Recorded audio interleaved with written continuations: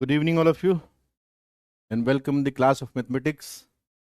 उम्मीद करता हूं कि आप सब लोग स्वस्थ होंगे, मस्त होंगे और अपनी अपनी पढ़ाई में व्यस्त होंगे। Good evening.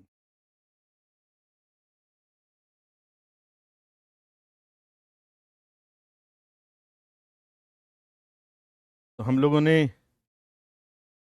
डिटर्मिनेंट कंप्लीट कर लिया था। एक छोटा सा पार्ट और बताता हूं, वो मैट्रिक्स में भी पढ़ते हैं, फिर भी देखो जरा। राधे राधे भाई, आ जाओ। इस आज हम लोग क्या करेंगे, छोटा सा पार्ट डिटर्मिनेंट का पढ़ने के बाद में we will start coordinate geometry. आ जाओ भाई।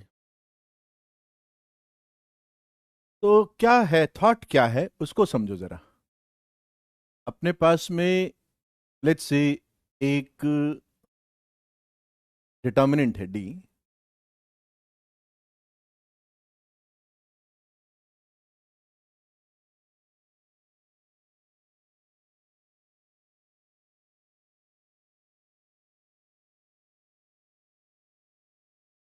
मैं ये थॉट आपको 3/3 डिटर्मिनेंट में बता रहा हूं। वैलिड तो सभी तरह के डिटर्मिनेंट पर है।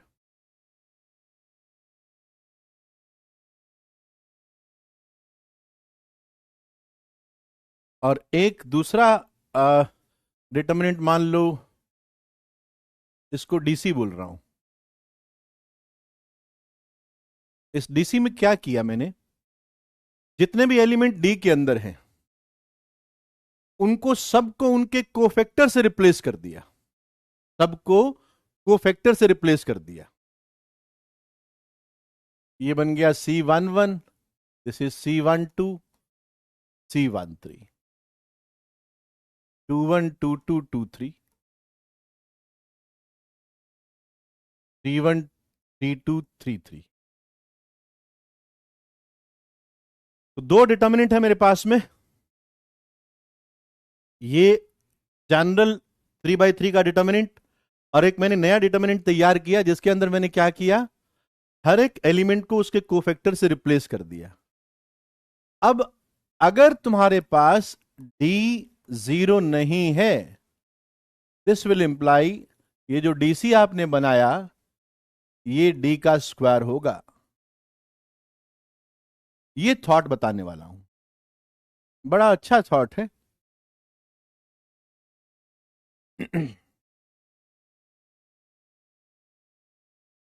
ठीक है ना। थॉट समझ गए कि है क्या।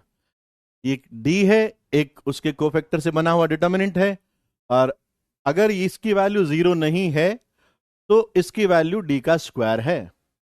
इसके लिए आप एक काम कीजिए,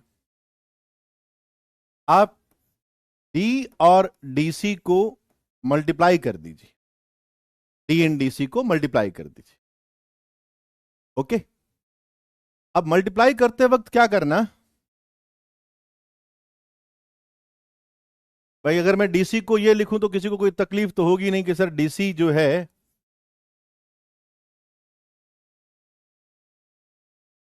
रो कॉलम इंटरचेंज करके भी लिखा जा सकता है।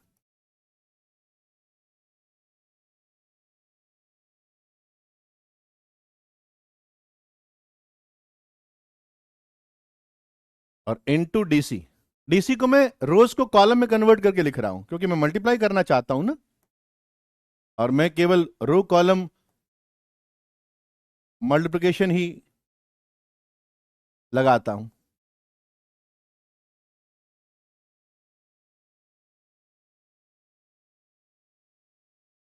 ये कर दिया। Okay.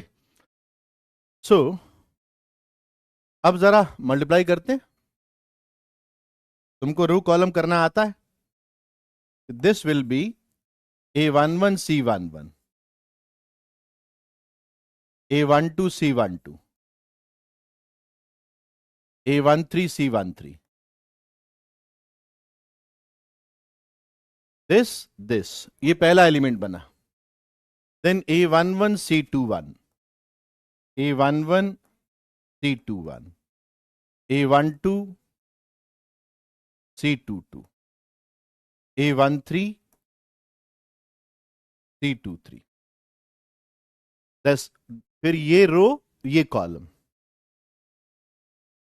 A11 C31 A12 C32 A13 C33।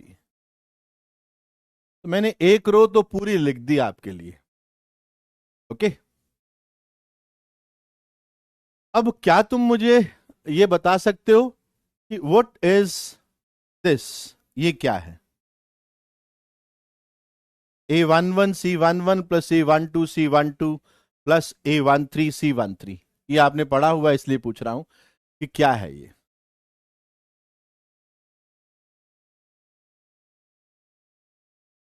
हाँ, डेल्टा मैंने नहीं लिया, मैंने डी लिया है, मतलब इसकी वैल्यू है, ये तो मानते हो ना कि इसकी वैल्यू है। ओके, बाकी बच्चे भी देखो, ये जो लिखा हुआ है तुम ये मानते हो ना कि सर ये तो आपने इस डिटर्मिनेंट की वैल्यू लिखी है, आपने वैल्यू लिखना ऐसे तो सिखाया था। ये जो लिखा हुआ है बॉक्स के अंदर ये डी तो है ना, value of D, very good, शाबाश। तो ये तो डी है, इसमें कोई डाउट नहीं है।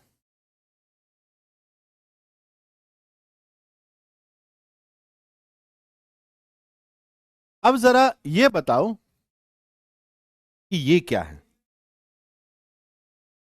ये क्या है?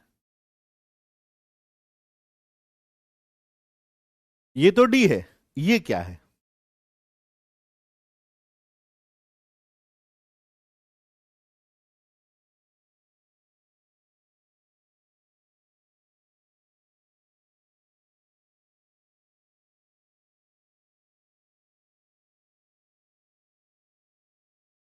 बताओ।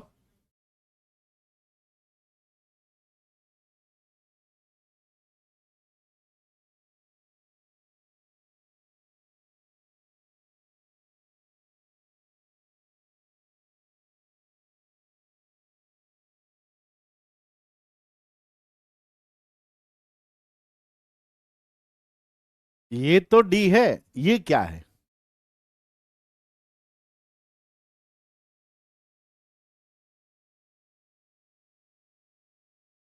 अब इसमें हो क्या रहा है देखो, इसमें रो वन के एलिमेंट जो हैं वो रो टू के कोफैक्टर से मल्टीप्लाई हो रहे हैं।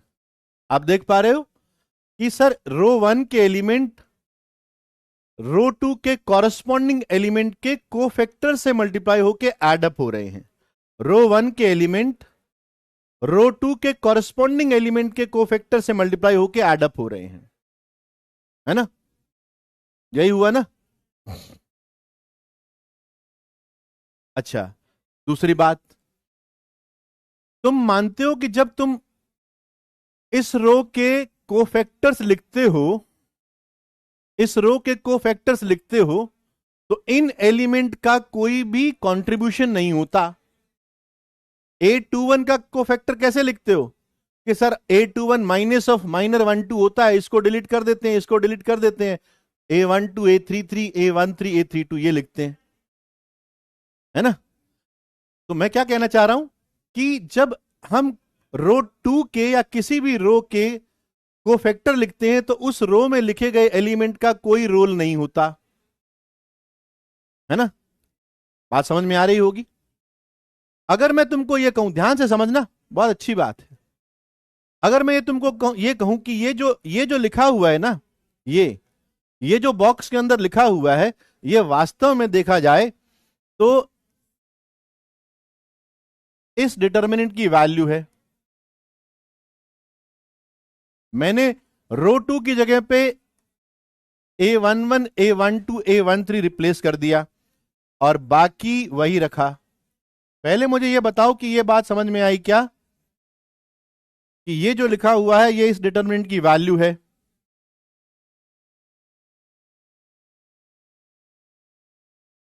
ये बात समझ में आई ना कि सर ये जो लिखा हुआ है ये इस डिटर्मिनेंट की वैल्यू है और रो टू के रिस्पेक्ट में आपने लिखी है, इस रो के रिस्पेक्ट में आपने लिखी है।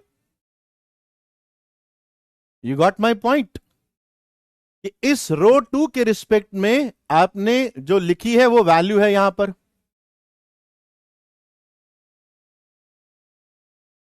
ठीक है। तो इसका मतलब इस डिटर्मिनेंट की वैल्यू है ये, तो ये तो जीरो है, तो इसकी वैल्यू हो गई जीरो।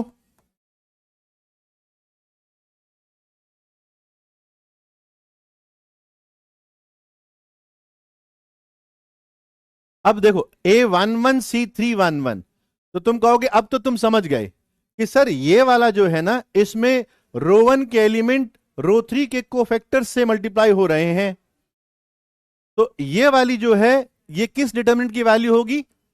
ये रो वैसी, ये रो वैसी, यहां पर A11 A12 A13, तो ये भी जीरो हो गया। हाँ जीरो ही है, जीरो ही हो गया ना, इसीलिए तो जीरो हुआ ना। अरे रो टू रॉन्ग नहीं है, मैं इसकी बात कर रहा हूं कि ये जो लिखा हुआ है ये इसकी वैल्यू है।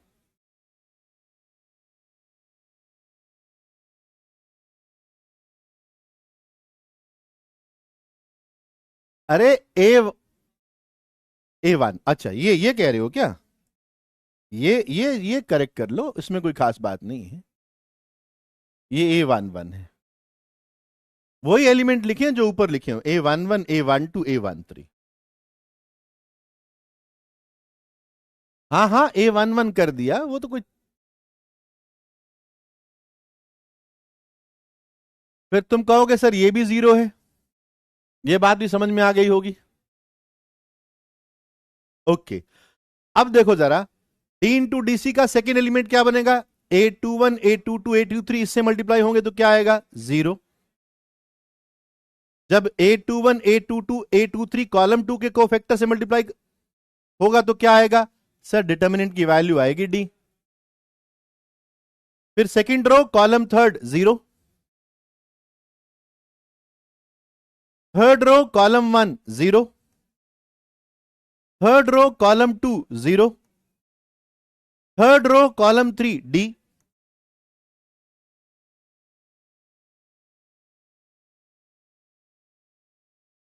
तो इस डिटर्मिनेंट के अंदर डायगोनल के अंदर डी डी डी आते हैं, बाकी सारे एलिमेंट जीरो हैं।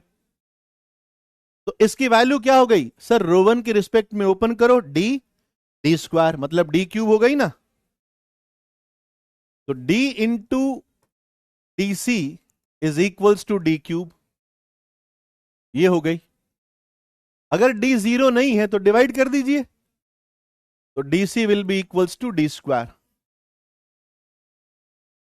नोट कर लो, बहुत इंपॉर्टेंट पार्ट है ये मैट्राइसिस में वापिस आता है।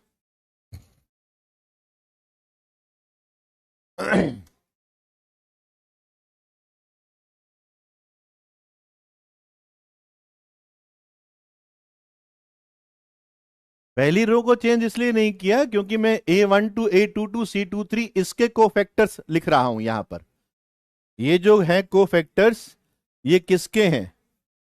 ये रो टू के एलिमेंट्स के हैं, और तुम्हें मालूम है कि इनका अपने कोफैक्टर को बनाने में कोई कंट्रीब्यूशन नहीं होता। तो इसलिए मैंने यहां पर इसको देखते हुए A11 A12 A13 इसको देखते हुए मैंने ये डिटर्मिनेंट तैयार किया कि अगर मैं रो टू के एलिमेंट की जगह पे A11 A12 A13 लिख दूं तो ये वाला बॉक्स इस वाले डिटर्मिनेंट की वैल्यू हो जाएगा। बात समझ में आ रही है?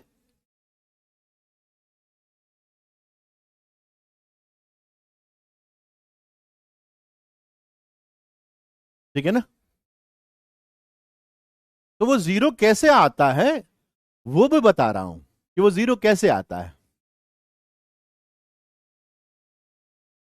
ठीक है, तो इसको याद रख लेना बच्चों।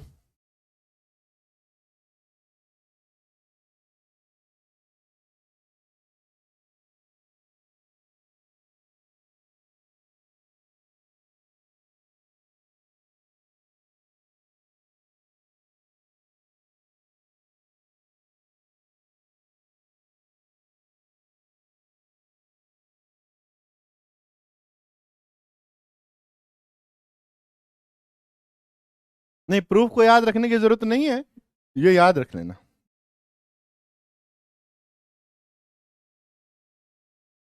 चलो बच्चों,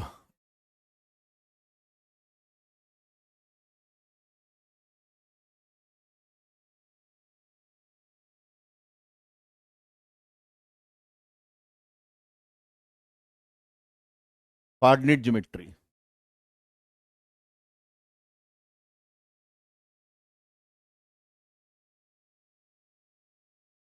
कोई थॉट होगा तो जरूर बताऊंगा।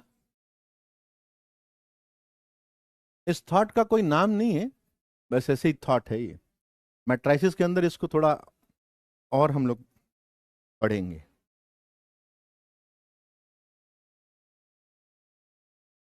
आप ब्लैक बुक तुम करके देखो, सारे बन जाएंगे। तुमको ब्लैक बुक के सब्जेक्टिव के अंदर इसी थॉट पर एक सवाल भी मिलेगा।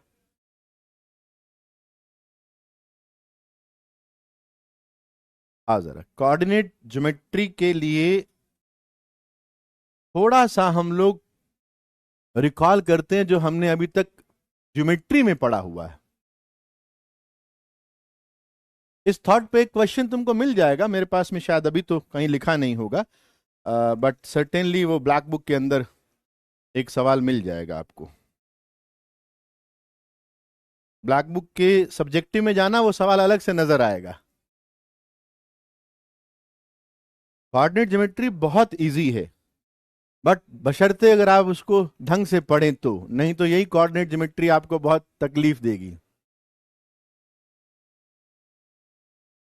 आ, थोड़ा सा अपन लोग बात करते हैं, जो हमको चाहिएगा, जो पुरानी जो चीजें जो लोअर क्लासेस के अंदर आपने पढ़ी हुई है ना, उनको थोड़ा सा हम लोग रिवाइज कर लेते हैं। क्वाड्रिलेटरल्स, जो मुझे कोऑर्डिनेट ज्योमेट्री पढ़ाने के अंदर जो हेल्प करेंगे, मैं उन्हीं कंसेप्ट को ही टच करूंगा। हाँ, ninth tenth eighth seventh six में क्लास के अंदर जो तुमने थोड़ी बहुत ज्योमेट्री पढ़ी होगी ना, तो उसको देखते हैं। सबसे पहला जो पार्ट है ना क्वाड्रिलेटरल के अंदर, वो है हमारे पास में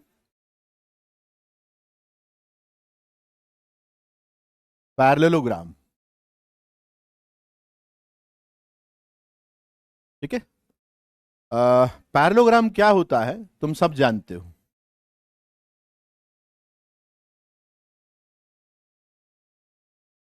जैसे ये एक पैरेललोग्राम है, A B and C D parallel है, and A D and B C parallel है।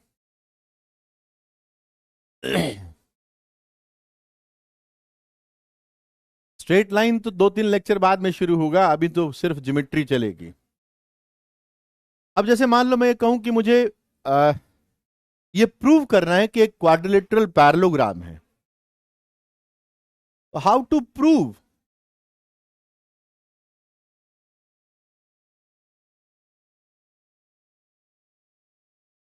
हाँ, this is one of the way how to prove a quadrilateral is a parallelogram.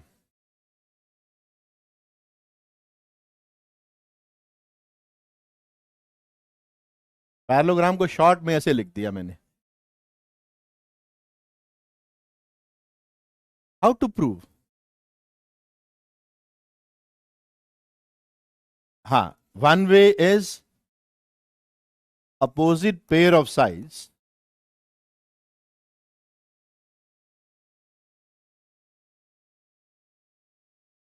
are parallel। एक तरीका तो ये हो गया, आमने सामने की साइड को पैरेलल दिखा दीजिए। एक तरीका ये भी हो गया, हाँ, अपोजिट पेयर्स मैंने दिखा दिए। अब आप इसमें ये दिखा सकते हो कि one one one pair is parallel and equal. जैसे A B and C D they are parallel and equal, तो भी आपके पास में it will be a parallelogram, है ना।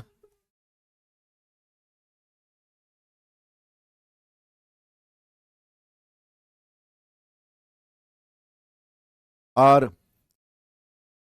डायगोनल बाइसेक्ट, ये भी पता होगा तुमको, डायगोनल बाइसेक्ट करते हैं। भाई मैं ये चीज मान कर चल रहा हूं कि तुमको थोड़ी बहुत चीजें पता हैं।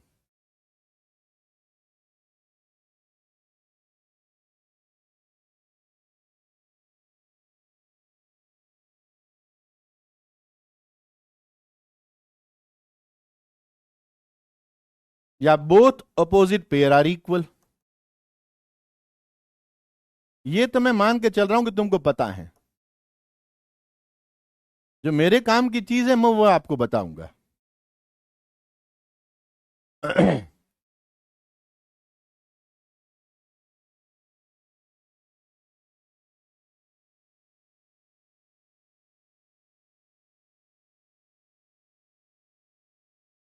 ठीक है, these are the some of the ways जिससे हम लोग पैरेललोग्राम प्रूव कर सकते हैं। अब मुझे क्या चाहिए, मैं आपसे क्या चाह रहा हूं कि सपोज करो तुम्हारे पास में कोई पैरेललोग्राम है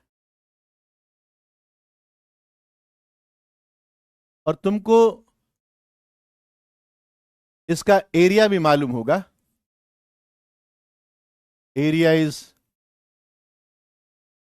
बेस इनटू हाइट। जैसे अगर मैं बेस ए बी लेता हूं तो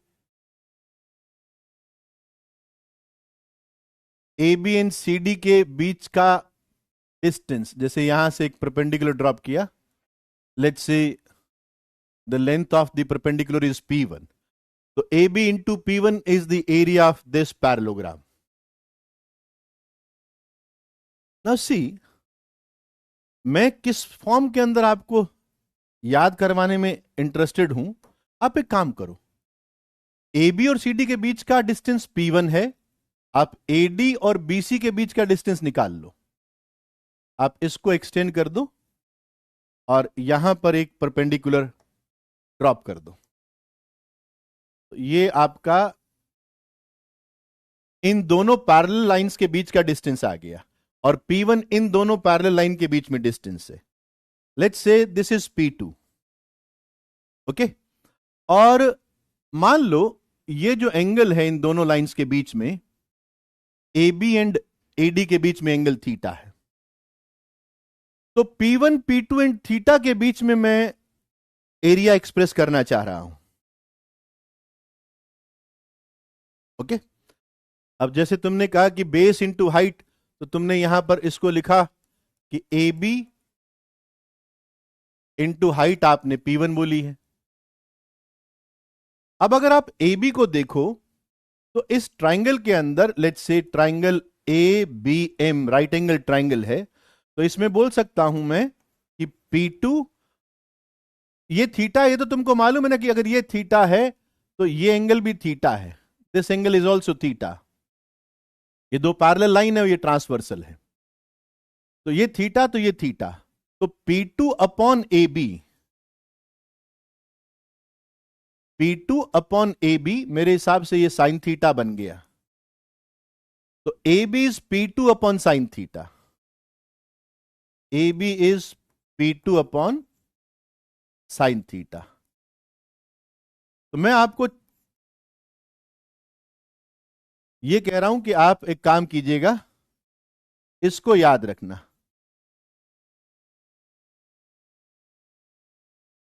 सही है?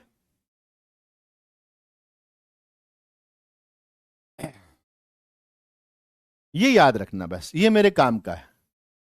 P1 P2 cosec theta. जो क्या कह रहे हो बेटा?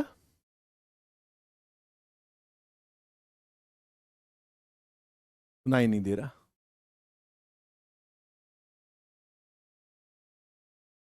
90 डिग्री यहां पर है, परपेंडिकुलर ये बना ना, तो perpendicular upon hypotenuse sine theta होता है ना। तो area is P1 P2 cosec theta.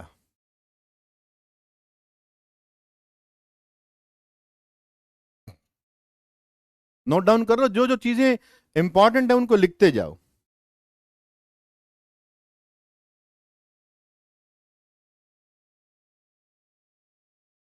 अच्छा, कोई अगर वेक्टोरियली सोचे तो एरिया को वैसे भी लिख सकता है, area is magnitude of A B vector, this is the A B vector cross A D vector, A B vector cross A D vector.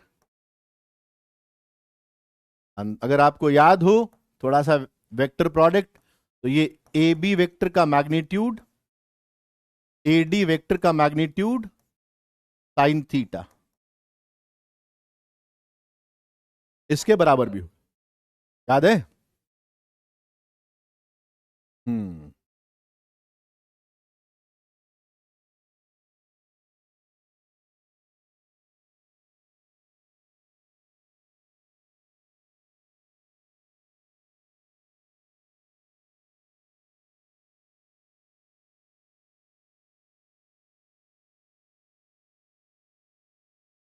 अब क्वाड्रिलेटरल के अंदर पैरेललोग्राम में ये चीजें याद रखनी है, एरिया स्पेसिफिकली आपको याद रखना है, और पैरेललोग्राम के अंदर तुम्हें ये याद रखना है कि डायगोनल्स बाइसेक्ट करते हैं।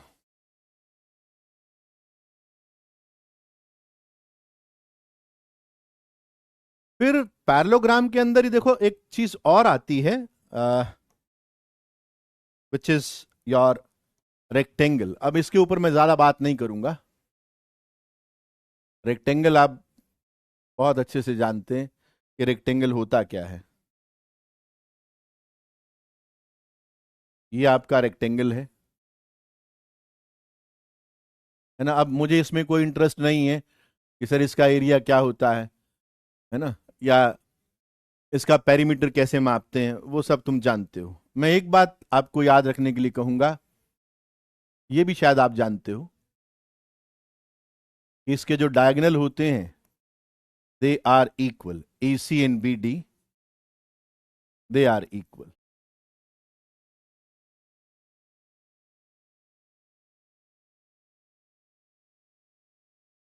हाँ, जिन्होंने कर लिया है कोऑर्डिनेट ज्योमेट्री, उनको ये सब करने की जरूरत नहीं है।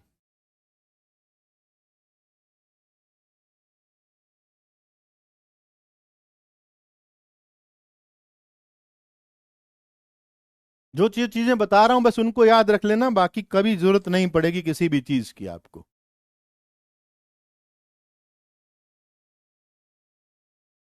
रॉम्बस काफी यूजफुल है, एक पैरेललोग्राम जिसके अंदर एडजेसेंट साइड्स इक्वल हो जाती हैं।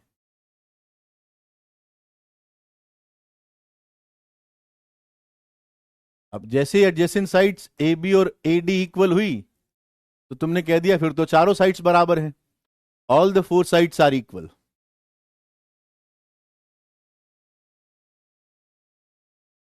ठीक है। अब इसमें याद क्या रखना है बच्चों, इसमें याद ये रखना है, ये तुमको पढ़ा भी होगा तुमने लोअर क्लासेस के अंदर, अगर आप डायगोनल खींचते हैं इनके, तो चूंकि पैरेललोग्राम है परपेंडिकुलर, ये बाइसेक्ट तो होगा ही, बट ये एंगल भी 90 डिग्री का बन जाता है। इनफैक्ट ये जो चारों ट्राइंगल आप देख रहे हो ना, दे आर कॉन्ग्रुएंट ट्राइंगल्स, तो ये चीज याद रख लेना।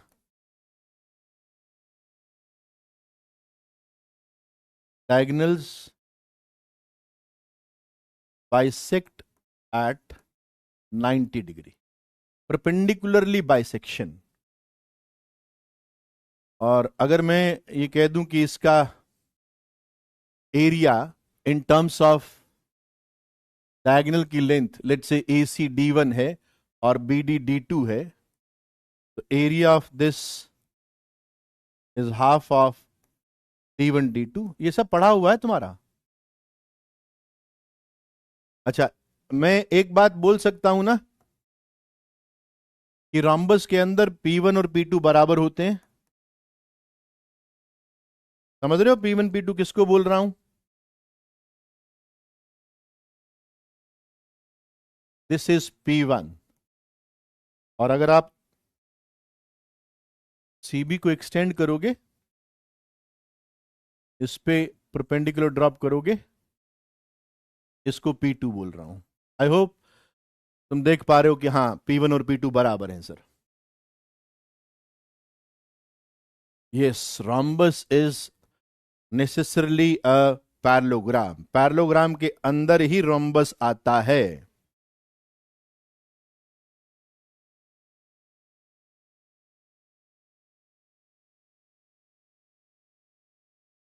पैरेललोग्राम के फोर्थ पॉइंट के अंदर मैंने लिखा था both opposite pairs are equal, both opposite sides बोल दो या पेयर्स बोल दो, both opposite pairs are equal. तो मैं चाहता हूं कि कम से कम कुछ भी न याद रहे तो भी ये याद रहे।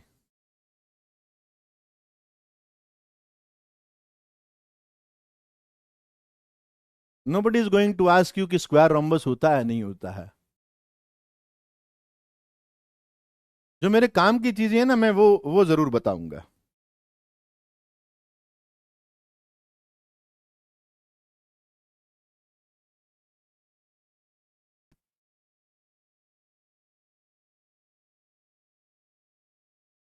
क्योंकि बाद में फिर मैंने देखा बच्चों को कई बार प्रॉब्लम आ जाती है, पता ही नहीं है कि सर रोम्बस के अंदर P1 और P2 बराबर होते हैं। वहां अगर मैं एरिया ऑफ द रोम्बस लिखूंगा वहां तुमको दिक्कत हो जाएगी।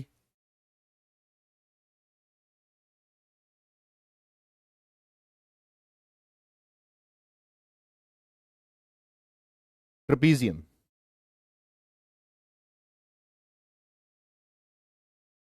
ट्रेपीजियम इज लाइक दिस,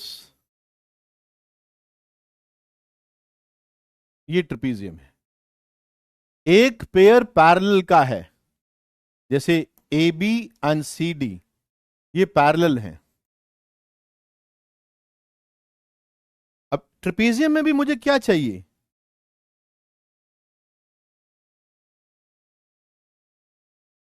मुझे आइसोसेलेस ट्रेपीजियम चाहिए, जिसको आप याद रखना, आइसोसेलेस ट्रेपीजियम। आइसोसेलेस ट्रेपीजियम क्या होता है, non parallel sides are equal.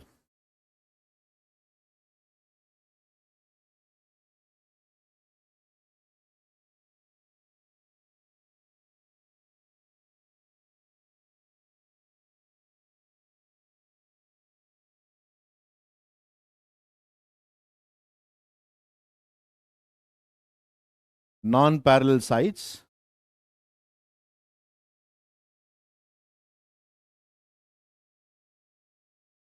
Are equal in length. तो जैसे अगर आइसोसेलेस ट्रेपीजियम बनेगा ना, वो इस तरह से बनेगा, isosceles trapezium. This is A B C D, यहां पर A D and B C they are equal.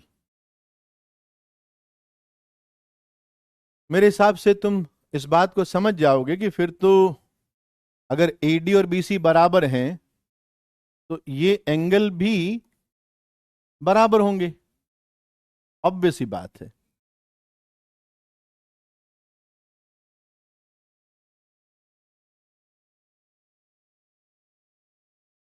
अगर मैं आपको कह दूं कि मैंने डी से एक परपेंडिकुलर ड्रॉप किया, let's say this point is P, C से एक परपेंडिकुलर प्लॉट किया, ड्रॉप किया, let's say this point is Q, तुम मानते हो कि एपी और क्यूबी ये भी बराबर होंगे, है ना? सही है ना?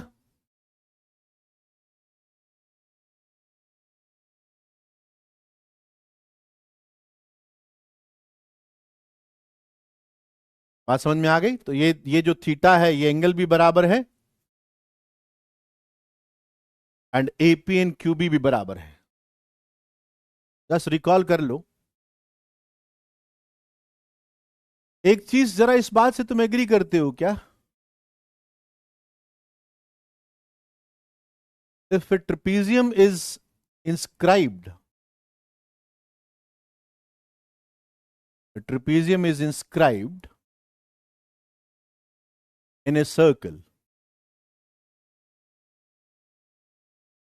then it must be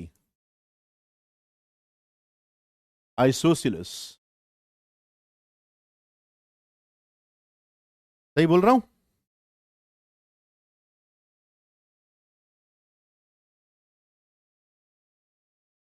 कि अगर कोई ट्रिपीजियम सर्कल के अंदर इंस्क्राइब हुआ तो वो पक्का आइसोसेलेस होगा। कैसे प्रूव करोगे? सर ये आइसोसेलेस बना हुआ है ना, आप देखिए ये वाला एंगल 180 माइनस थीटा है,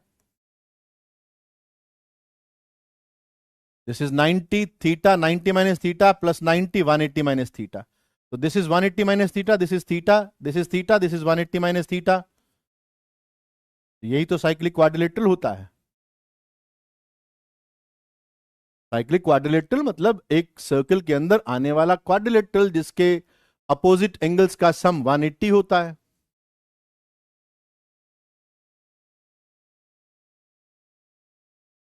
ओके, तो ये भी ध्यान रखना। हाँ हाँ, छोटी छोटी चीजें हैं, बाद में जब मैं बोलूंगा फिर तुम बोलोगे कि सर ये तो दिक्कत थी, ये तो हमको बताया नहीं गया था। इसका एरिया तो पता है ना, ट्रेपीजियम का area half of A B plus C D into height. Height का मतलब ये हाइट, दिस इज हाइट।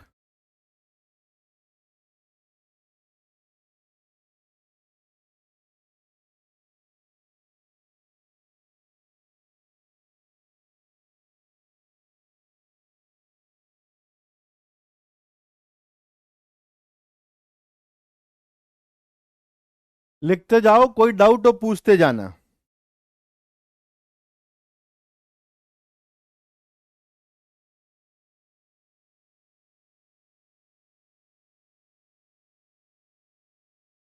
अच्छा, अगर मैं आपको कहूं कि कोई जनरल क्वाड्रिलेटरल है,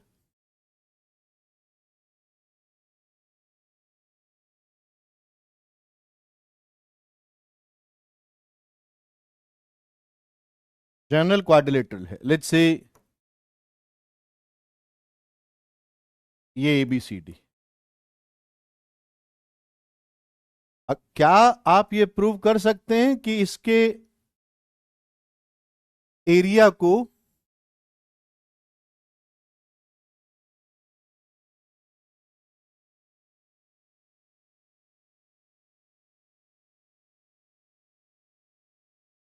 area of this general quadrilateral can be expressed as half d1 cross d2 का मैग्नीट्यूड?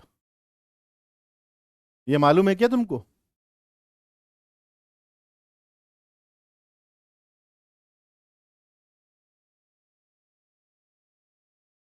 नहीं? ओके गुड, चलो आओ जरा प्रूव करते हैं।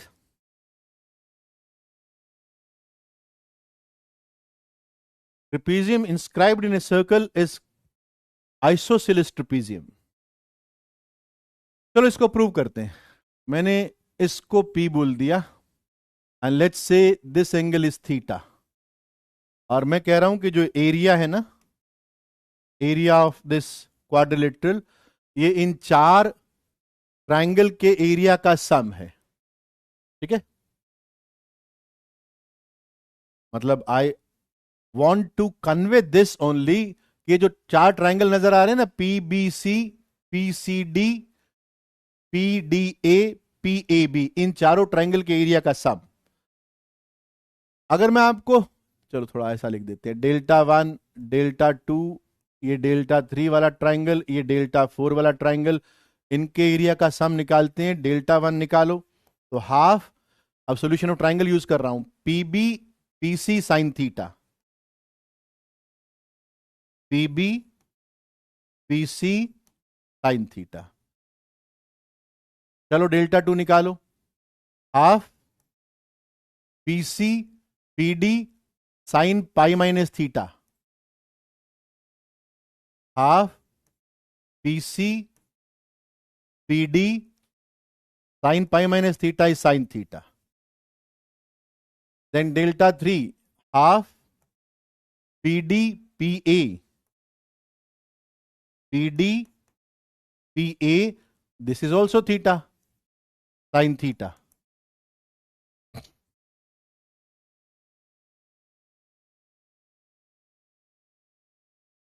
Plus delta 4 half PA PB.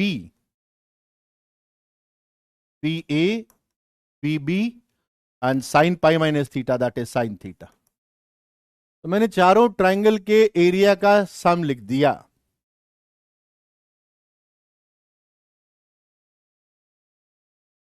अब थोड़ा सा अगर आप ध्यान से देखो ना, तो हाफ साइन थीटा तो आपका कॉमन आ गया, और पीबीपीसी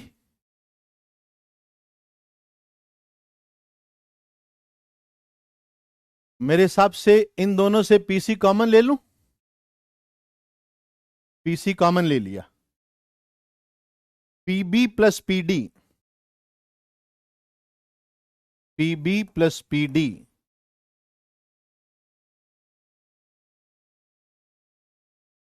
और मेरे को लगता है यहां पर पीए कॉमन आ जाएगा. पीडी पीए. ये क्या किया? पीडी पीए तो बनेगा ही नहीं. इससे बढ़िया काम करना पड़ेगा भाई. पीसी पीए करें. हाँ, ये करो, ये और ये करो. फैक्टर नहीं बन रहे हैं. फैक्टर बन नहीं रहे हैं क्योंकि पीडी पीबी बन रहे हैं, नहीं बन रहे हैं. पीडी बन तो रहे हैं यार. क्यों मिटाया? आ गया. PB PD. PA common, PD PB. बन गए, बन गए, बन गए, बन गए, बन गए. फैक्टर बन गए ना. This is half sine theta. PB plus PD factor आ गया. पीबी प्लस पीडी और पीसी प्लस पीए ये आ गया. तो this is half sine theta. PB plus PD is BD and PC plus PA is AC. तो यही तो है ये.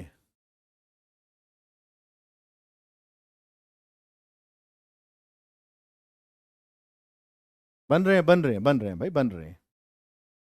कई बार बहुत सारी चीजें आ जाती हैं, दिखता नहीं है ना. मुझे लगा शायद बन नहीं रहे हैं, और बन रहे थे.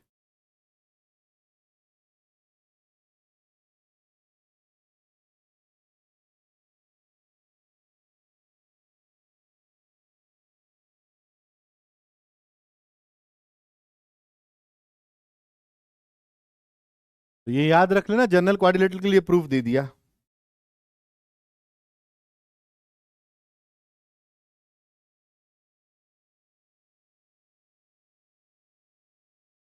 नहीं, डिटर्मिनेंट से नहीं होता, प्रूफ नहीं होता. Half d1 cross d2 determinant से थोड़ी होगा.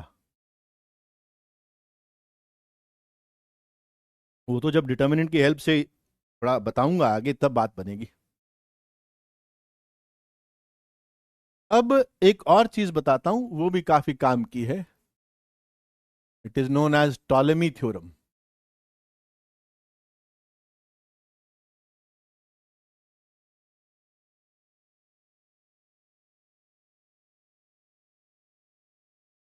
Ptolemy theorem.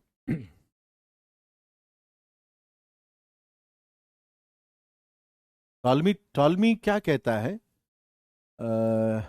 इंटरेस्टिंग चीज है. एक अगर साइक्लिक क्वाड्रिलेटरल लिया जाए ना, तुम समझ रहे हो cyclic quadrilateral?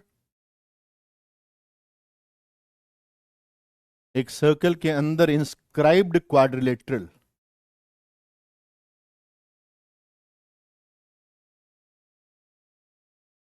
This is cyclic quadrilateral.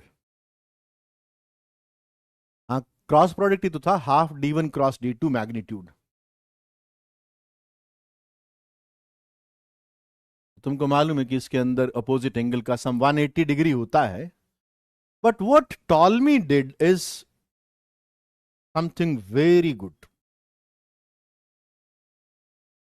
Ptolemy ने क्या किया कि जैसे मान लो ये तुम्हारे पास साइक्लिक क्वाड्रिलेटरल है, तो टॉलमी ये प्रूव कर रहा है कि ए बी को इसके अपोजिट पेयर से मल्टीप्लाई कर दो, मतलब ए बी की लेंथ को सी डी से मल्टीप्लाई किया और बीसी की लेंथ को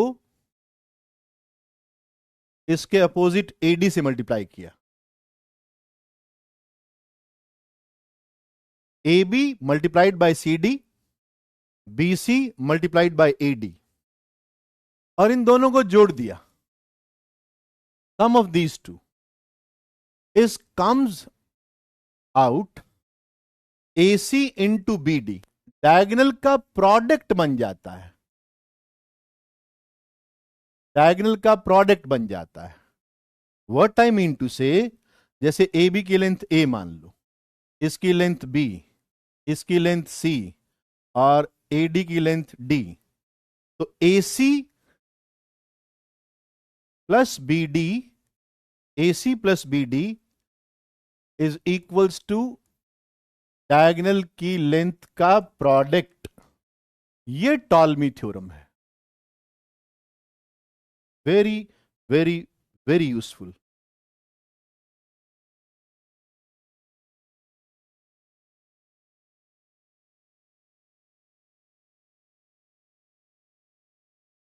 अपन प्रूव करेंगे, बिना प्रूफ के तो कहीं अपन बात करते ही नहीं है।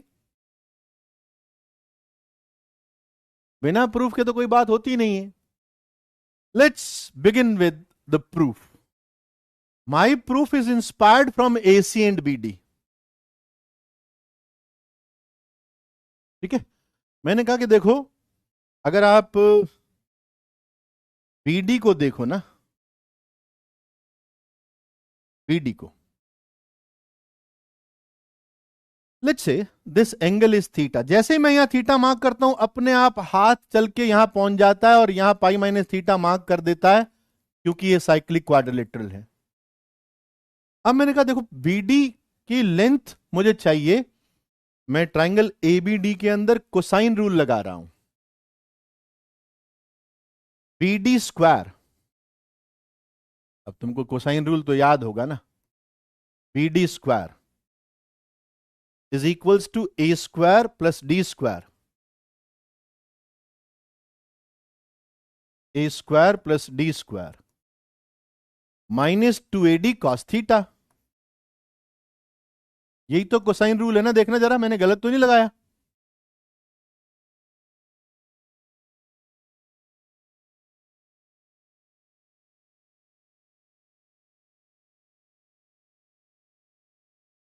सही है।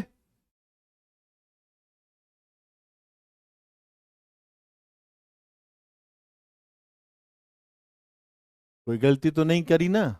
समझ में आ रही है बात कि बी डी स्क्वायर इज, इस ट्राइंगल एबीडी के अंदर कोसाइन रूल लगाया, तो B D square is A square plus D square minus 2AD cos theta. याद नहीं है तो छोड़ दो, कोई बात नहीं, सब चीजें याद रखना जरूरी थोड़ी है।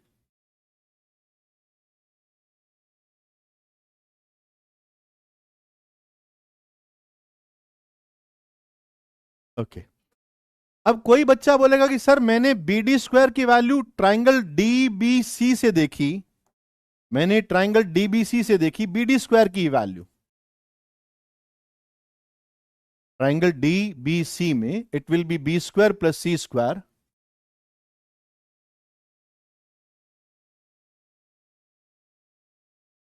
Minus 2BC cos of pi minus theta,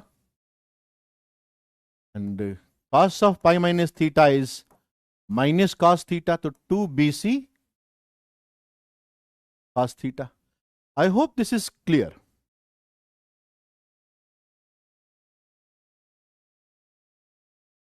अब मैंने क्या किया और क्यों किया, कि सर आपके पास थीटा है नहीं, आप थीटा को हटा दीजिए। तो मैंने इस वाले बी डी स्क्वायर को बीसी से मल्टीप्लाई किया, इसको मतलब क्या बोलूं, इसको 1 बोल दो, इसको सेकंड बोल दो। मैंने 1 को बीसी से मल्टीप्लाई किया, बीसी इंटू 1, और सेकंड को एडी से मल्टीप्लाई किया, AD into second, BC into 1, AD into second, और जोड़ दिया।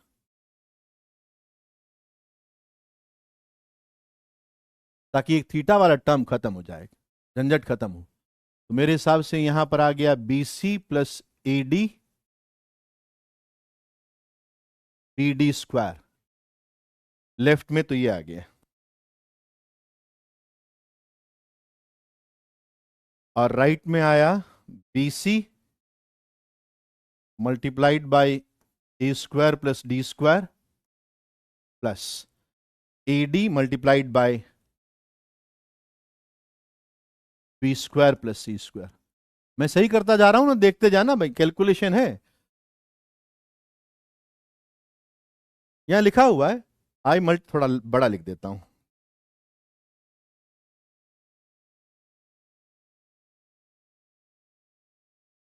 रेड से लिख दूं। मैंने बीसी से मल्टीप्लाई किया है 1 को, और एडी से मल्टीप्लाई किया है 2 को, और ऐड किया है।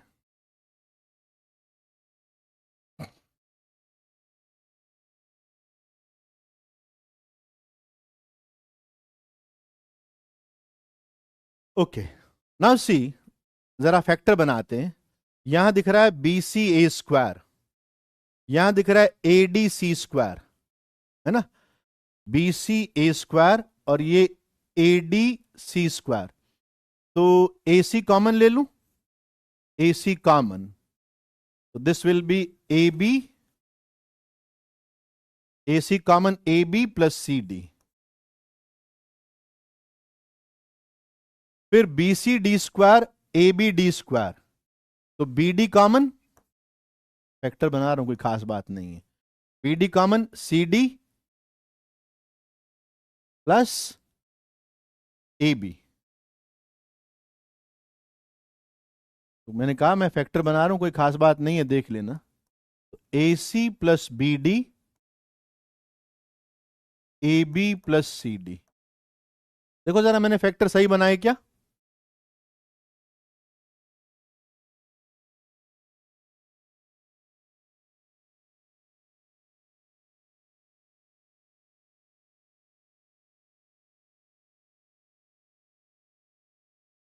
ठीक है, तो यहां से मेरा बी डी का वैल्यू आ गया root of A C plus B D, A B plus C D over B C plus A D. सब कुछ मैं क्वाड्रिलेटरल की साइड की टर्म में ले आया, डायगोनल की लेंथ को।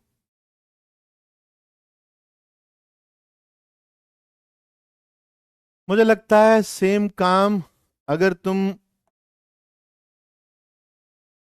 एसी डायगोनल के साथ में करोगे तो बात बनेगी। तुम कहोगे कि सर ये अल्फा है, जैसे यहां अल्फा मार्क किया अपने आप पाई माइनस अल्फा मार्क हो गया, है ना। बात समझ में आ रही होगी कि आगे मैं क्या करूंगा।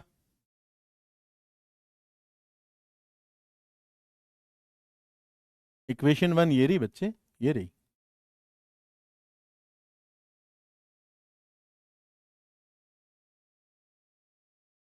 तो यार बिल्कुल इसी तरीके से मैं एसी की वैल्यू निकाल लूंगा और क्या करूंगा।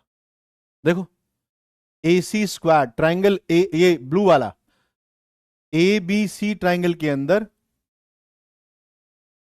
यही लिख देता हूं, A C squared is A square plus B square,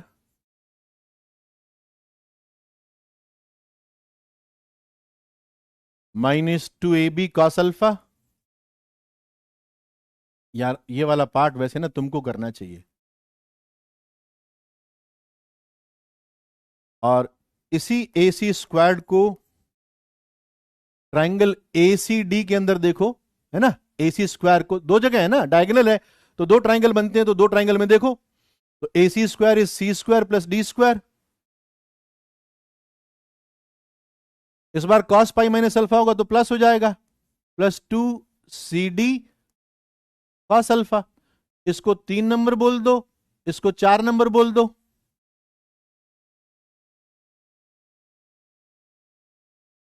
अब वही कहानी दोहरा दो कि सर आप 3 नंबर को तो सी डी से मल्टीप्लाई कर दीजिए, CD into third plus AB into fourth, और जोड़ दीजिए, आपका अल्फा गायब हो जाएगा।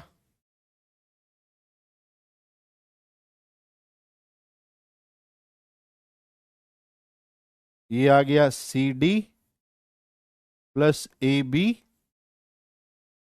AC square. तो this is CD into A square plus B square, AB into C square plus D square. वही थॉट है, दोबारा वही चीज कर रहा हूं मैं।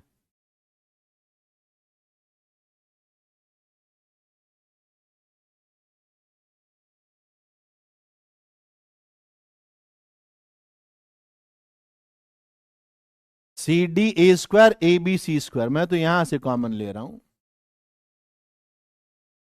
AC कॉमन, तो AD प्लस BC, CD B² AB BD common.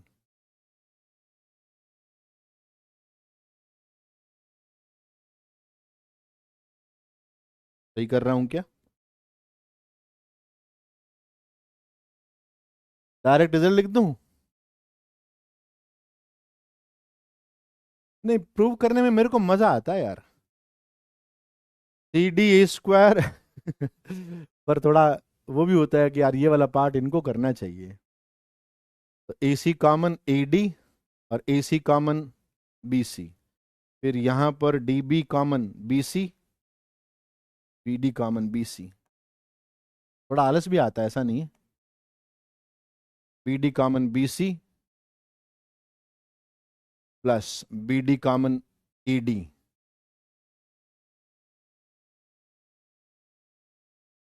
This is AC प्लस BD ED प्लस BC। हो गया भाई।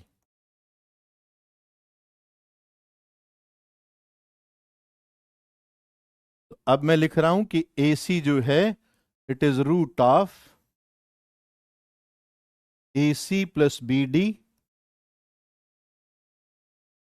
AD प्लस BC अपॉन CD प्लस AB।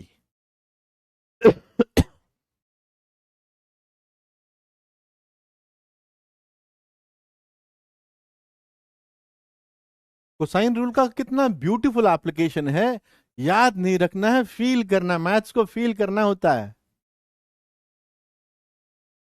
अब इनको मल्टीप्लाई कर दो, मल्टीप्लाई करोगे तो दिख जाएगा कि सर बस AC प्लस BD बचेगा, बाकी सारी कहानी खत्म हो जाएगी। यहां पे भी ये AC प्लस BD है, ये AC प्लस BD है, बाकी CD प्लस AB ऊपर वाले से कैंसिल होगा, BC प्लस AD इससे कैंसिल होगा, तो प्रोडक्ट आपका AC प्लस BD आ जाएगा।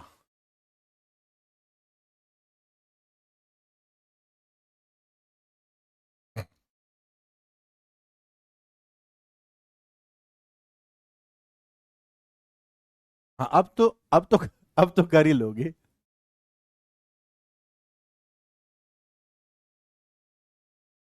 मुझे तो ये टॉलमी थ्योरम का प्रूफ भी बहुत मजेदार लगता है कि देखो कैसे इन्होंने दो ट्रायंगल के अंदर कोसाइन रूल लगा के बढ़िया से प्रूव किया।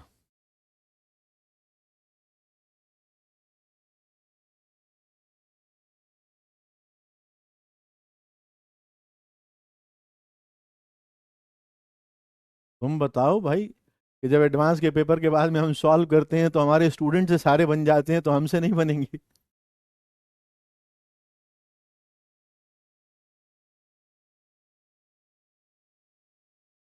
मतलब अब क्या बोलूं।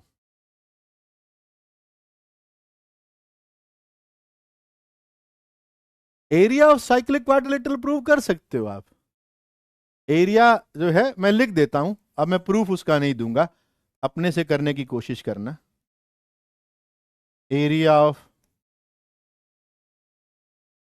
Cyclic quadrilateral is root of, तुमको हेरोन्स फॉर्मूला की याद आएगी, S minus A, S minus B, S minus C, S minus D, where 2s is a plus B plus C plus D.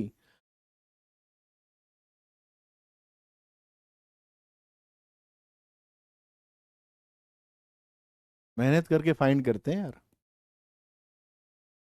अभी अपने आप लिख लेना, कर लेना, अगर प्रूफ अगर कोई करना चाहे तो कर लेना। मैंने लिख दिया। हाँ, क्योंकि बहुत ज्यादा काम कहीं आएगा नहीं वैसे। आओ जरा थोड़ा सा 10th क्लास का रिकॉल करते हैं। It is section formula. अब गाड़ी थोड़ी तेज चलनी चाहिए, क्योंकि ये तो तुमने अभी अभी पढ़ा होगा।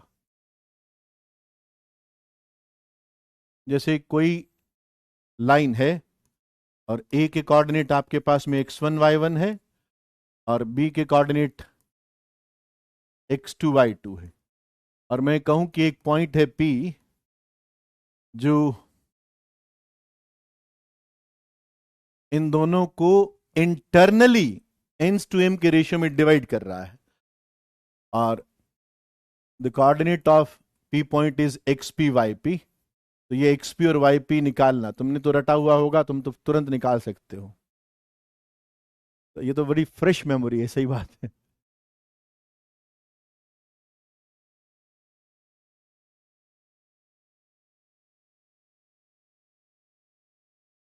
ज्योमेट्री अच्छी हो तो बहुत फायदा हो जाता है। स्पेसिफिकली सर्कल और स्ट्रेट लाइन चैप्टर में तो फायदा होता ही है, सर्कल में तो बहुत फायदा होता है।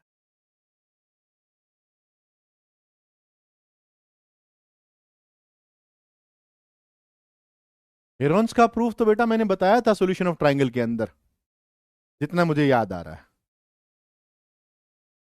Half A B sine C, sine C की value in terms of sides मैंने निकाली थी ना, 2 sin c/2 cos c/2, तो वहां से लिख लो तो हो जाएगा।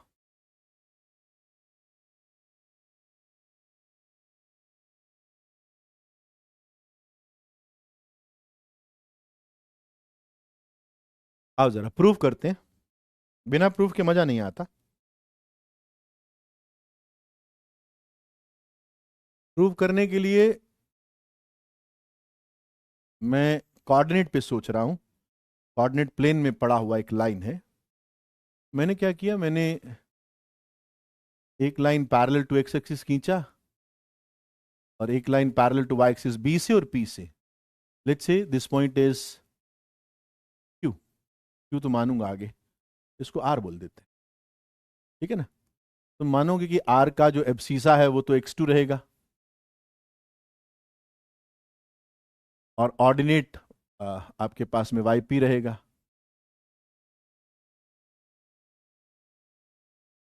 और अगर मैं p से एक लाइन पैरेलल खींचूं y एक्सिस के, a से एक लाइन पैरेलल खींचूं x एक्सिस के, और इसको t बोल दिया, t का एब्सीसा तो xp रहेगा और ऑर्डिनेट y1 रहेगा। y2 है ये, कौन सा है, yp है क्या? हाँ ठीक है। मुझे नहीं मालूम क्या रिजल्ट है, रिजल्ट तो आएगा। मुझे लगता है तुम ये तो देख लिए होगे कि सर ये वाले दोनों ट्राइंगल सिमिलर हैं और सिमिलरिटी से आगे जाएंगे।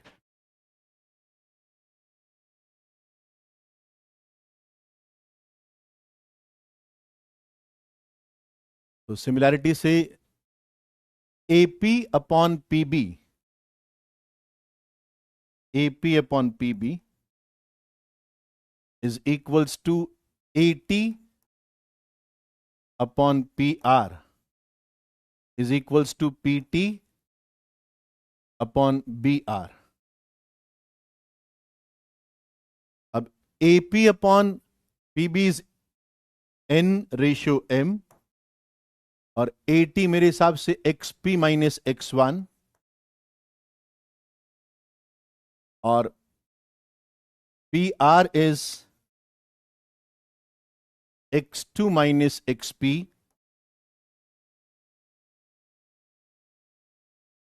equals to PT YP minus Y1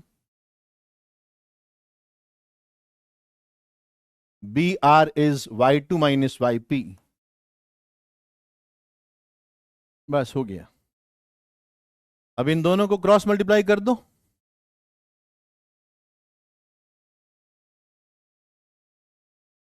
So it is NX2 minus NXP equals to MXP minus MX1. So XP is equals to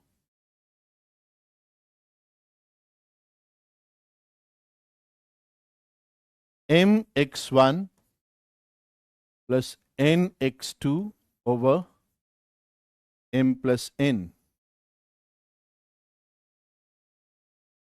MX1 plus NX2 upon sum of the ratio. और इसको और इसको करोगे तो you will find YP is MY1 plus NY2 upon M plus N.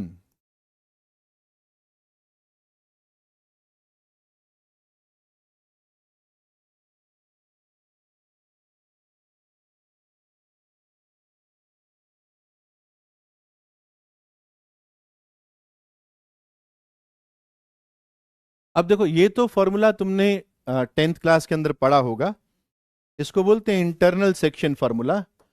एक external section formula भी बनता है कि मान लो एक पॉइंट Q है जो AB को एम्स टू M के रेशियो में एक्सटर्नली डिवाइड करता है. दैट मीन्स मैं ये कह रहा हूं AQ upon BQ, AQ upon BQ ये रेशियो N बाई M है.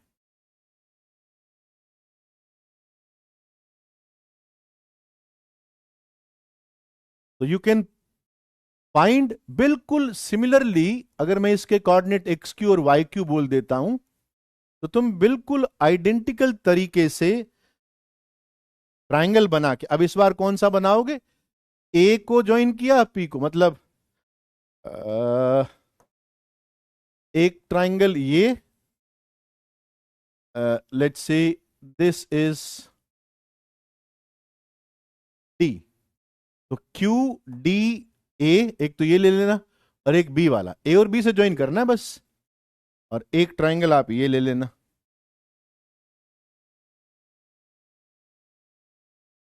डी एल बोल दो. क्यू एल बी ये ट्रायंगल, ये दोनों ट्रायंगल भी सिमिलर हैं. This and the bigger one, ये दोनों ट्रायंगल भी सिमिलर है. बिल्कुल आइडेंटिकल तरीके से बनाओगे.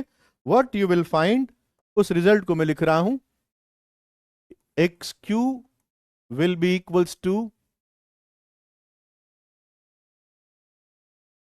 mx1 minus nx2 upon m minus n, and yq will be my1 minus ny2 upon m minus n. चाहो तो अभी करके देख सकते हो, नहीं तो जब टाइम मिले तब कर लेना. मेरे हिसाब से समझ तो गए होंगे, है ना?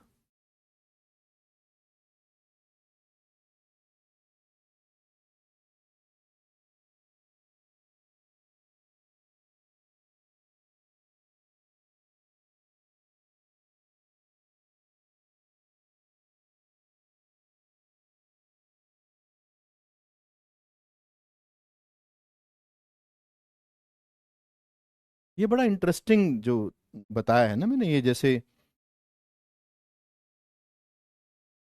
भाई तुम जब ये कहते हो कि एक लाइन पर दो पॉइंट हैं एंड पी एंड क्यू उनको सेम रेशियो में डिवाइड करता है, ये पी है और ये क्यू है, तो हम क्या कहना चाह रहे हैं कि AP ratio PB, AP ratio PB, this ratio is same as A Q ratio QB. तो P तो AB को इंटरनली डिवाइड कर रहा है और Q AB को एक्सटर्नली डिवाइड कर रहा है। जब कभी ऐसा होता है, व्हाट वी से कि P एंड Q आर, अच्छा एक बात बताओ, अगर P एंड Q AB को सेम रेशियो में इंटरनली एंड एक्सटर्नली डिवाइड करते हैं, तो मैं ये भी तो बोल सकता हूं ना कि फिर तो P एंड A PQ को सेम रेशियो में इंटरनली एंड एक्सटर्नली डिवाइड करते हैं।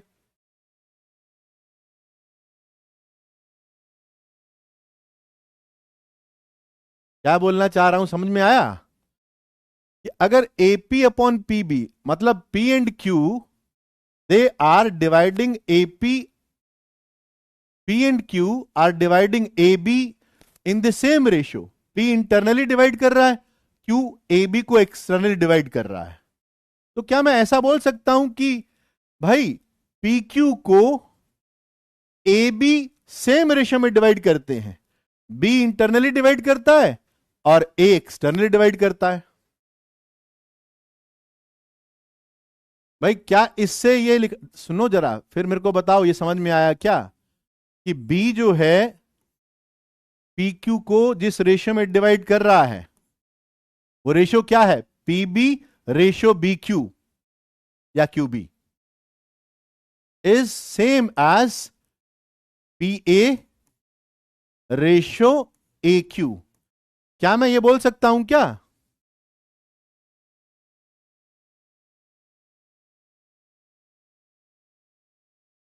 अरे सर आपने उसी को तो रीअरेंज किया है, देखो AQ को आप इसके नीचे ले आए, इन दोनों को तो इंटरचेंज किया है आपने,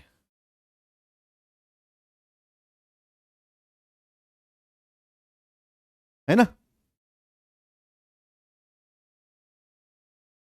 तो मैं क्या कहना चाह रहा हूं कि जब, ध्यान से सुनना, ये बड़ा इंपॉर्टेंट कंसेप्ट है, कि जब AB को दो points P and Q same ratio में डिवाइड करते हैं, तो PQ को दो points A and B same ratio में डिवाइड करते हैं। अब इनको क्या बोलते हैं? इनको बोलते हैं harmonic conjugate. They are called harmonic conjugate. P and Q are harmonic conjugate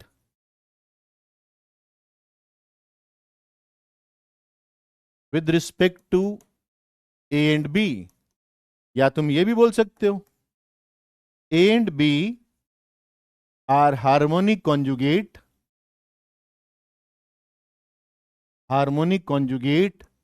with respect to P and Q। लिखते जाओ साथ साथ में।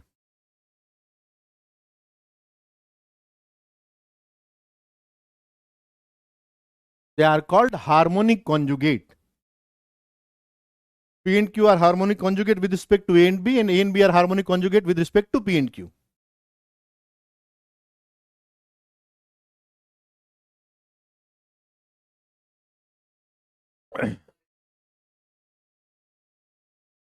हाँ हाँ बता रहा हूं।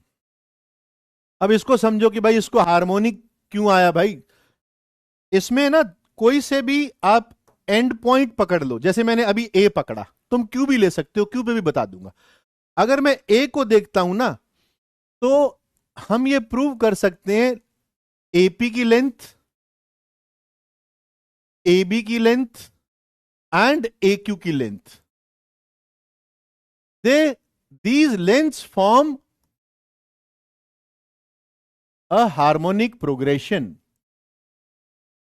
Harmonic progression. या तुम ऐसे भी देख सकते हो कि सर मैंने क्यू को पकड़ा, तो क्यूबी, क्यूपी, क्यू ए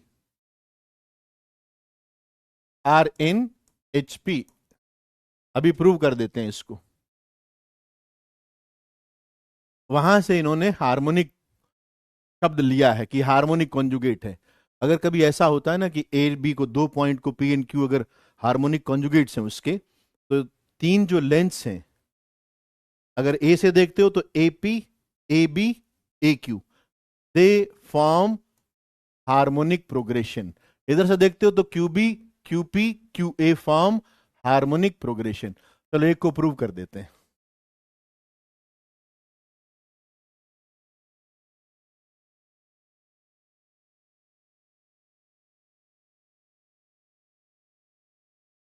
देखना जरा, प्रूफ बहुत सिंपल सा है भाई। प्रूफ में मुझे, मैं ये प्रूव कर रहा हूं A P, A B, A Q, ये हार्मोनिक प्रोग्रेशन में है। अच्छा ये लिया मैंने, ये तो गिवन है ना, this is given to me. इसको थोड़ा सा मैंने ऐसे लिख दिया कि P B upon P A, P B upon P A is Q B upon Q A, उल्टा करके लिख दिया। अब मेरा फोकस क्या है, मैं A P, A B, A Q, ये तीन टर्म ही जनरेट करूंगा, लाऊंगा। तो A P, A B, A Q, A P है, ए क्यू है, यानी P B and Q B को, इन पर फोकस है मेरा कि इनको हटाओ आप, P B and Q B को हटाओ आप, और ए बी को लेकर आओ। तो मैंने, अब देखो यहां पर थोड़ा सा दिमाग वाली बात है, अगर मैं इस रेशो के अंदर वन ऐड कर दूं तो भी तो कोई फर्क पड़ने वाला नहीं है। तो दिस विल बी पी ए, समझ गए होंगे क्यों किया, कुछ खास बात भी नहीं है ये भी। तो P A plus P B, A B ले आया ना, Q A, Q B plus Q A, Q A तो चाहिए ना मुझे, क्यू ए तो चाहिए ना, ये रहा। क्यू बी नहीं चाहिए, तो मैंने कहा क्यू बी नहीं चाहिए, तो इस क्यू बी को Q A minus A B लिख दो, Q A minus A B लिख दो।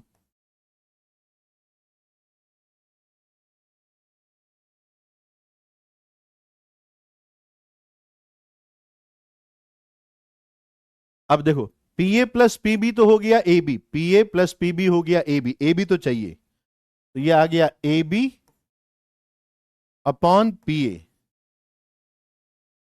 Equals to Q A, two Q A upon Q A, that is two, minus A B upon Q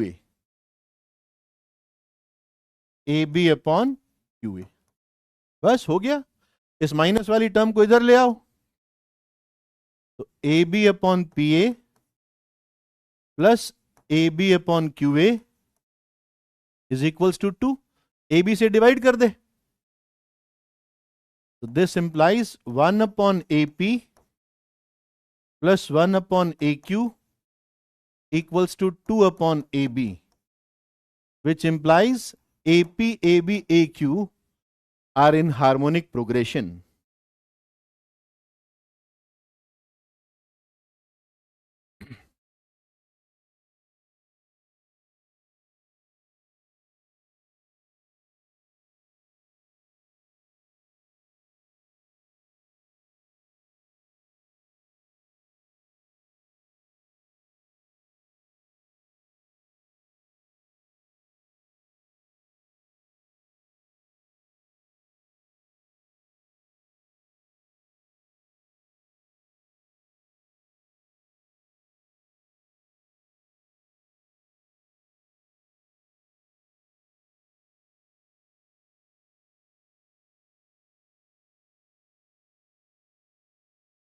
कोई रिकॉल करके, कोई recall करके बता सकता है कि मैंने कहां पर एक बार यह जिक्र किया था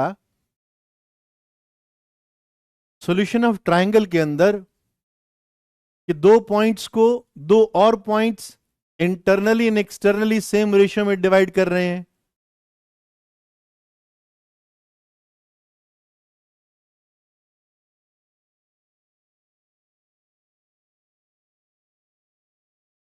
याद करके बताओ कहां किया था। दो बड़े सुंदर एग्जाम्पल हैं हार्मोनिक कॉन्जुगेट्स के। एक एग्जाम्पल हम लोग सॉल्यूशन ऑफ ट्रायंगल के अंदर पढ़ चुके हैं।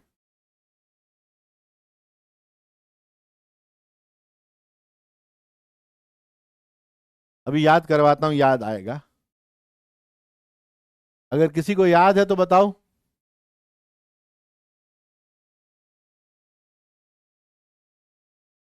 हाँ, एंगल बाइसेक्टर, वेरी गुड।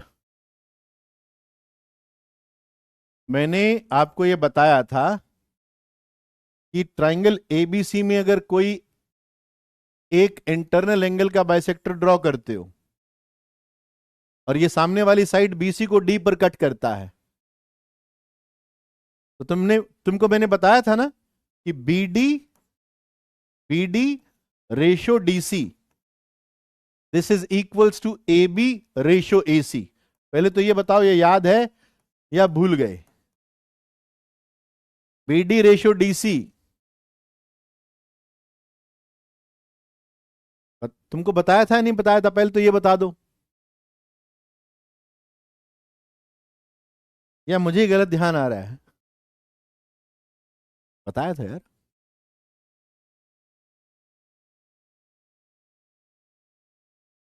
अच्छा, अगर तुम ए का एक्सटर्नल एंगल बाइसेक्टर ड्रॉ करते हो ना, ए का अगर एक्सटर्नल एंगल बाइसेक्टर ड्रॉ करते हो, मैं ये मान के चल रहा हूं कि ये सामने वाली साइड बीसी को कट कर रहा है, एक्सटेंडेड बीसी को ई पर कट कर रहा है, तो this ratio is also equals to BE ratio CE. ये मैंने प्रूव किया था, साइन रूल से बहुत सिंपल सा प्रूव किया था, बताया था ना। तो इसका मतलब क्या हुआ? ये जो D एंड E है, they are harmonic conjugate with respect to B and C. D and E are harmonic conjugate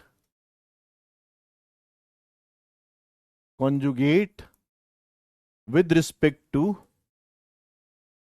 B and C, और B and C are harmonic conjugate with respect to D and D. वो तो एक ही बात है।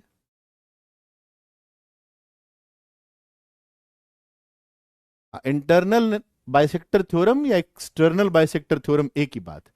तो एक तो तुमको हार्मोनिक कॉन्जुगेट का कंसेप्ट जो है वो यहां के लिए याद रखना है, वेरी यूजफुल। क्योंकि अभी मेरे को नेक्स्ट क्लास के अंदर हम लोग जब बात करेंगे ट्रायंगल के डिफरेंट डिफरेंट पॉइंट्स की, जैसे सेंट्रॉइड है, इन सेंटर है, एक सेंटर है, ऑर्थो सेंटर है, सरकम सेंटर है, इनके कोऑर्डिनेट्स निकाले कैसे जाते हैं, उनके अंदर मुझे इसकी जरूरत पड़ेगी।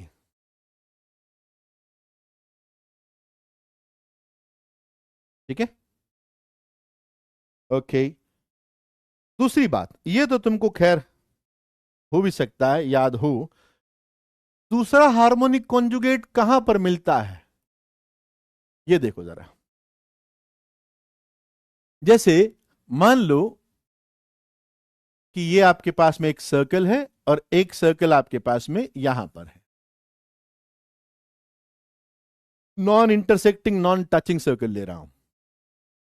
अगर मैं इसकी एक टेंजेंट ये ड्रॉ कर रहा हूं,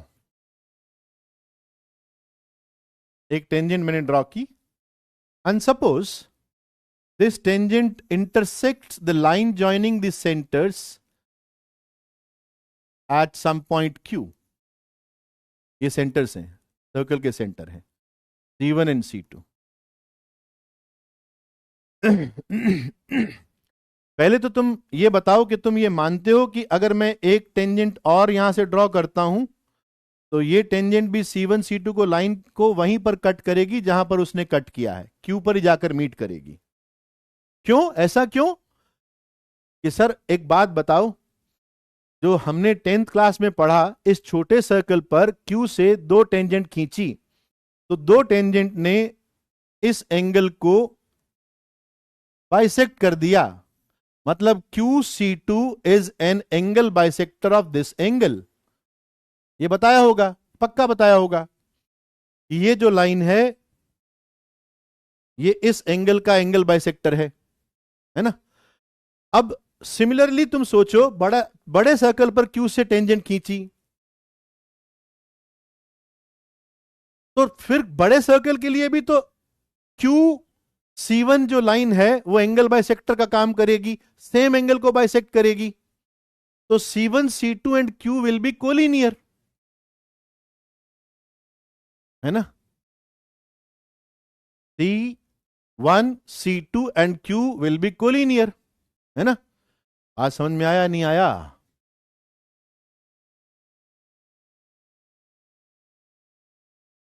इनको बोलते हैं, इन टेंजेंट्स को बोलते हैं direct common tangent, direct common tangents. कभी कभी इनको हम लोग एक्सटर्नल कॉमन टेंजेंट भी बोल देते हैं, एक्सटर्नल कॉमन टेंजेंट्स। तो ये बात समझ में आ गई कि C1 C2 and Q they will be collinear. अब एक बात समझो जरा, मैं आपको ये दिखाना चाह रहा हूं, एक रेशो दिखाना चाह रहा हूं, C1Q रेशो C2Q, ये रेशो दिखाना चाह रहा हूं, C1Q रेशो C2Q। मैंने कहा आप एक छोटा सा काम कीजिए, जब भी आप टेंजेंट देखते हैं ना सर्कल की, तो उसके पॉइंट ऑफ कांटेक्ट को सेंटर से ज्वाइन कर दो, तो आपके पास यहां पर 90 डिग्री का एंगल बनेगा, आपके पास यहां पर एक 90 डिग्री का एंगल बनेगा। इसको अगर मैं पॉइंट को M कहूं, इसको अगर मैं N कहूं, तो तुम देख पा रहे हो triangle MC1Q NC2Q, they are similar triangle, and if they are similar, let's say the radius of this circle is R1 and this circle is R2, so C1Q upon C2Q will be R1 upon R2. I hope this is clear to you. ये ratio R1 to R2 होगा।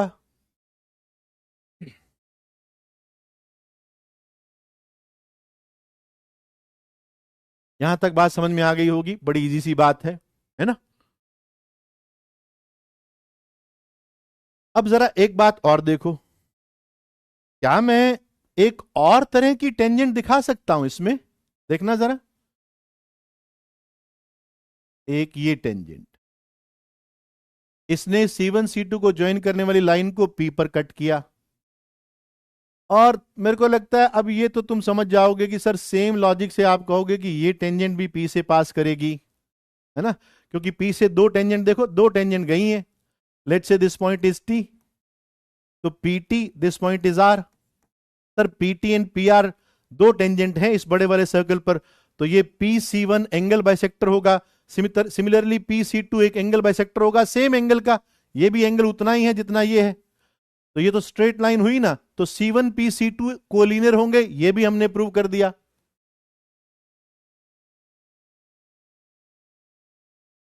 अब मैं चाह रहा हूं कि मैं तुमको ये रेशो दिखाऊं, C1P upon C2P, C1P upon C2P। तो जैसा हमारी आदत है, हम पॉइंट ऑफ कांटेक्ट को, टेंजेंट के पॉइंट ऑफ कांटेक्ट को हम सेंटर से ज्वाइन करते हैं। ये 90 डिग्री का एंगल मिला, इधर पॉइंट ऑफ कांटेक्ट को मैंने, ये एन बोल दो, एन डैश बोल दो अगर वो एन ले लिया तो तुम मानते हो कि triangle C1TP and C2N-P they are similar, है ना। C1TP C2N-P they are similar, समझ में आया ना। तो फिर वही सेम कहानी होगी, अगर सर सिमिलर हैं तो ये रेशियो R1 to R2 होगा ना। कौन सा रेशियो? ये C1P अपॉन C2P वाला, ये R1 to R2 होगा।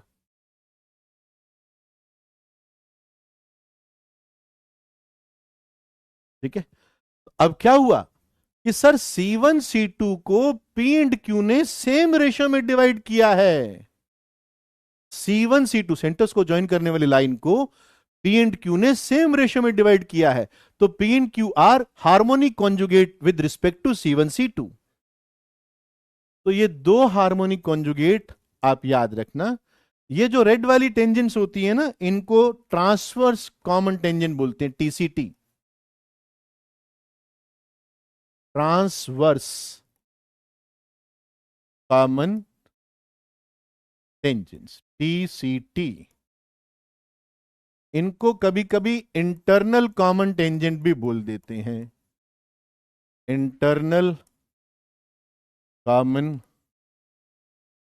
टेंजेंट्स। तो दो हार्मोनिक कॉन्जुगेट के बारे में मैंने आपको बता दिया।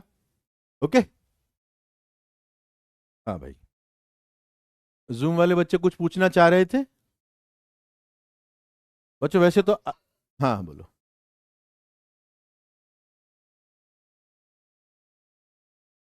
नहीं, पूछो पूछो, कोई भी डाउट पूछो।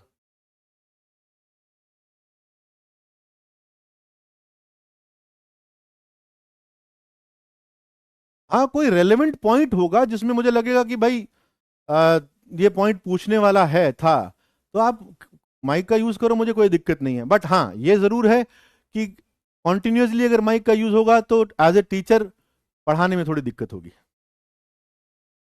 ना। हाँ हाँ, तो अगर कोई क्वेश्चन पूछना हो तो जैसे मैं पॉज करता हूं कि कोई चीज समझ में नहीं आई, वो तो आप पूछ सकते हो, ठीक है ना, उसमें कोई दिक्कत। अच्छा, होमवर्क में देखो, मेरे हिसाब से तुमने एक्सरसाइज सेकंड भी कर ली होगी, तो एक्सरसाइज थर्ड डिटर्मिनेंट की कर लेना। एक्सरसाइज 1 2 तो हो गई ना? हाँ, PT3 किस में है?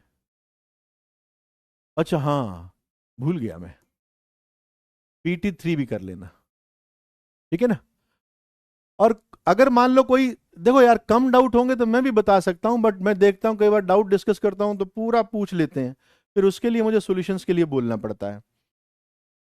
तो अगर कम डाउट होंगे तो एक दो डाउट होता है एक्सरसाइज के अंदर, दो तीन डाउट होते हैं तो मैं भी बता सकता हूँ, दैट इज इजी, है ना। चलो भाई, फिर मिलते हैं नेक्स्ट क्लास के अंदर। सेक्शन फार्मूला का एप्लीकेशन नेक्स्ट क्लास के अंदर देखेंगे, ठीक है। Okay, love you all, thank you.